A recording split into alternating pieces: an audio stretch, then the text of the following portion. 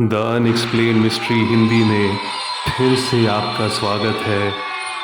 कभी कभी किसी की रूह या आत्मा शरीर से निकल तो जाती है, लेकिन वो आत्मा अपने कब्र के आसपास ही भटकती रहती है। जल्दी से चैनल को सब्सक्राइब कीजिए और बेल आइकन को दबा दीजिए।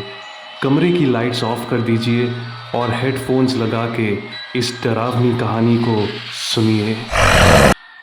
ज़फ़र एक 19 साल का नौजवान था जो कॉलेज में पढ़ता था।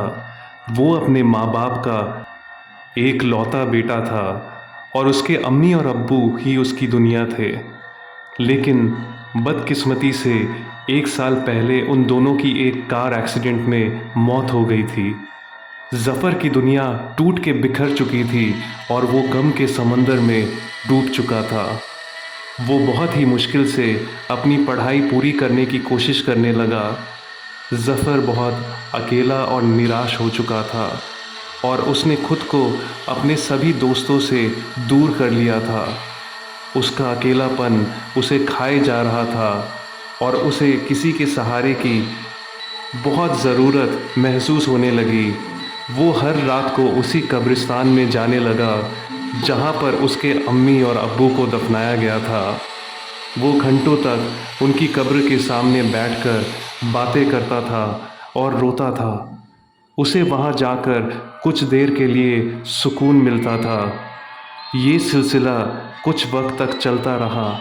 फिर एक रात जब वो कब्रिस्तान के गेट के पास पहुँचा तो उसने देखा एक लड़की कब्रिस्तान के अंदर बैठकर रो रही है।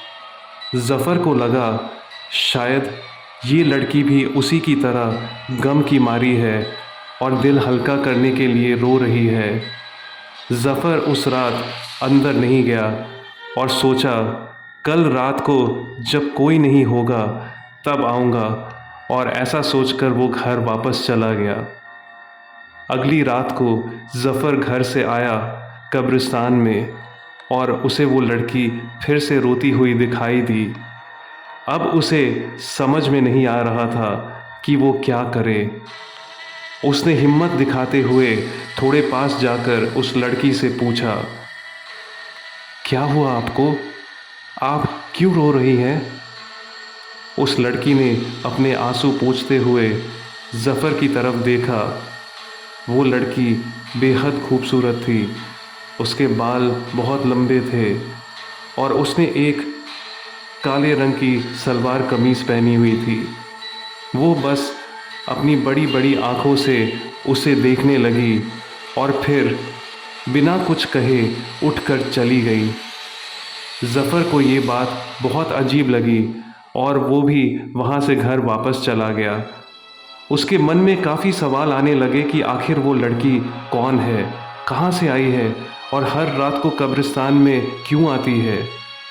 ये सारी बातें उसे इतना परेशान करने लगी कि उसने ठान लिया, आज मैं उस लड़की का राज जानकर ही रहूँगा।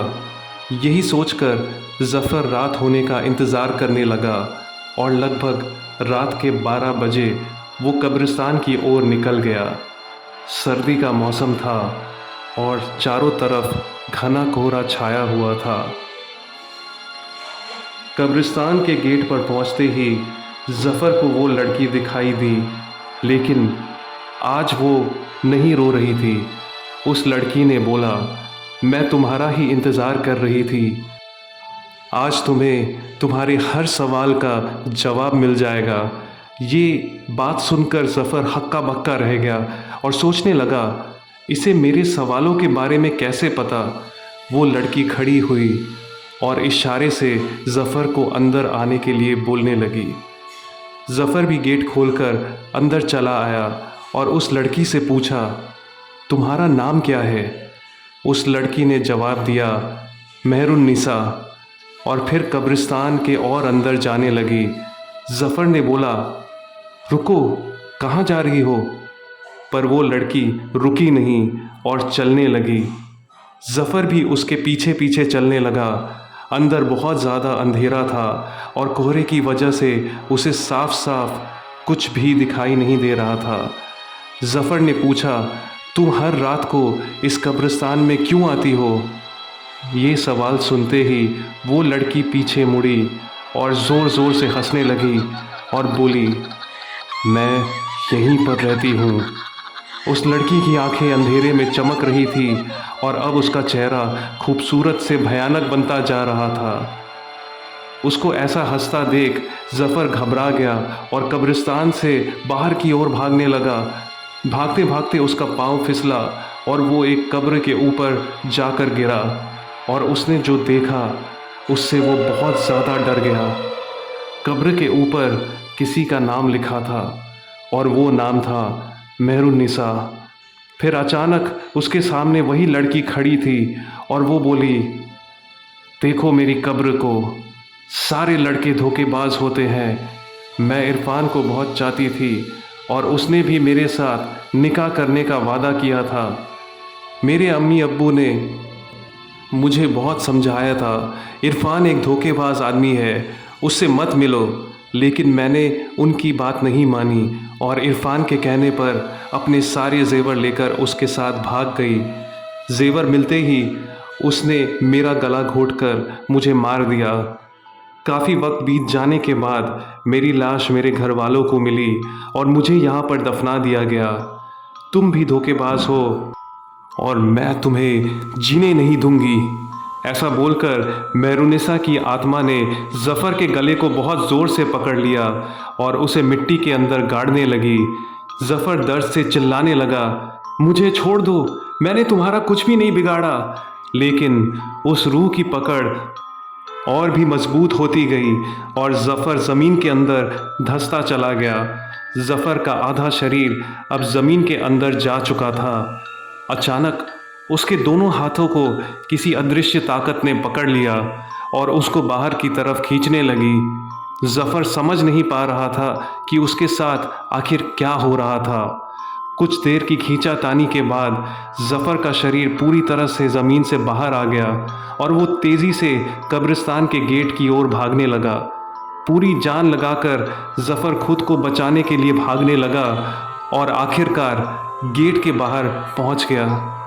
वो बहुत ज़्यादा हाँफ रहा था और उस गेट से बाहर निकलकर वो पीछे मुड़ा देखने के लिए तो उसने कब्रिस्तान के अंदर अपने अम्मी और अब्बू का चेहरा देखा और वो एक धुएं की तरह हवा में गायब हो गए।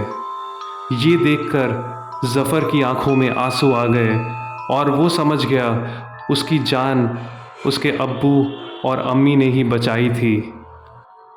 आज की कहानी आपको कैसी लगी ज़रूर कमेंट्स में बताइए। अगर आपको भी ऐसी अद्भुत और रहस्यमयी कहानियाँ पसंद है तो मेरे चैनल को सब्सक्राइब कीजिए और बेल आइकन को दबा दीजिए। वीडियो पसंद आई हो तो लाइक ज़रूर कीजिए और ज़्यादा से ज़्यादा इस वीडियो को शेयर कीजिए।